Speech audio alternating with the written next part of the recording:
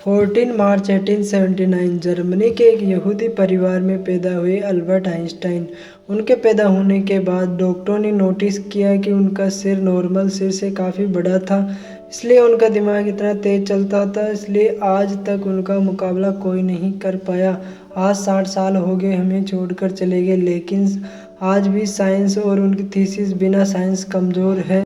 तो यही वजह है कि हर कोई उनके दिमाग के बारे में जानना चाहता है कि आखिर उनके ब्रेन में क्या था जो आज उन्हें इस मुकाम तक लेकर आया। आज उनको ग्रेटेस्ट साइंटिस्ट के रूप में जाना जाता है। क्या उनके ब्रेन में कोई सुपर नेचुरल पार्ट था? तो आज हम इसी वीडियो पर इसी विषय पर चर्चा करेंगे। दरअसल अल्बर्ट आइंस्टाइन का जन्म हुआ था तब उनका सिर नॉर्मल सिर से काफ़ी बड़ा था। नॉर्मली बच्चे 1 से 2 वर्ष में बात करना सीख जाते हैं, लेकिन अल्बर्ट आइंस्टाइन 4 साल तक बिल्कुल भी बात नहीं कर पाते थे। लेकिन एक दिन उनके माता पिता के साथ बैठे थे खाने पर, तो अचानक आइंस्टाइन ने कहा कि सूप बहुत ही गर्म है।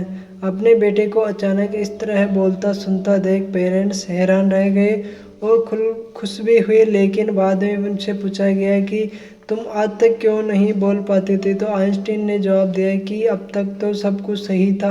आइंस्टाइन के जीवन से जुड़े अजीबोगरीब किस्से यही नहीं थमे। अल्बर्ट आइंस्टाइन को अपना खुद का नंबर भी याद नहीं रहता था।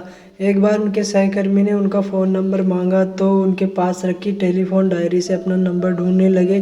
तो उनके सहकर्मी ने पूछा कि तुम अपना फ़ोन नंबर क्यों नहीं याद रखते? तो अल्बर्ट आइंस्टाइन ने कहा कि ऐसी चीज़ें मैं भला क्यों याद रखूं जो मुझे किताबी से मिल जाती हैं। आइंस्टाइन के कभी भी जूतों के अंदर मोजे नहीं पहनते थे, क्योंकि उनकी टांगें बहुत लंबी थी, इसलिए उनके मोजों में छेद हो जाते थे। अल्बर्ट आइंस्टाइन को अपने जूतों के फीते भी बांधना नहीं आते थे। दोस्तों, आइंस्टाइन हमेशा कहते थे कि मेरे अंदर कोई ख़ास चीज़ नहीं है, पर मैं तो एक ऐसा इंसान हूँ जिसमें क्यूरियोसिटी कूट कूट कर भरी हुई है। लेकिन आपको जानकर हैरानी होगी कि आइंस्टाइन हमेशा से इतने बुद्धिमान नहीं थे, बल्कि वे बचपन में पढ़ाई में बहुत ही कमज़ोर थे, इसलिए उनकी गिनती बेवकूफ़ बच्चों में की जाती थी। उनकी कुछ गलतियों की वजह से लोगों ने उन्हें विकलांग भी कहना शुरू कर दिया था।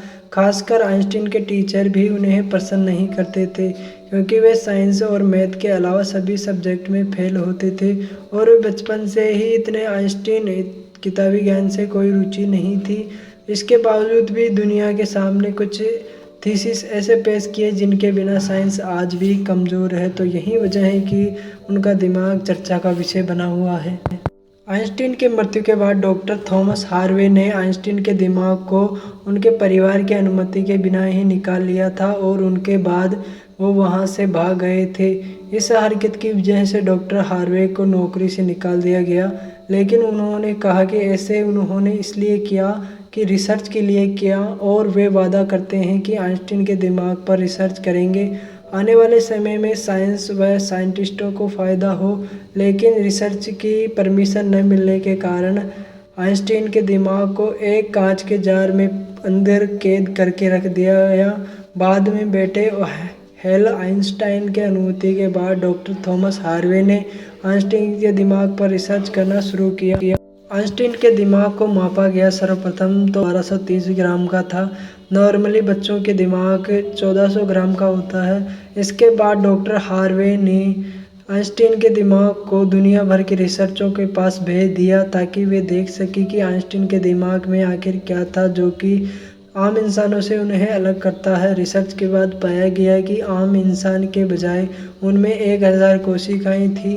अल्बर्ट आइंस्टाइन के बारे में जानकर कैसा लगा कमेंट सेक्शन में ज़रूर बताएं।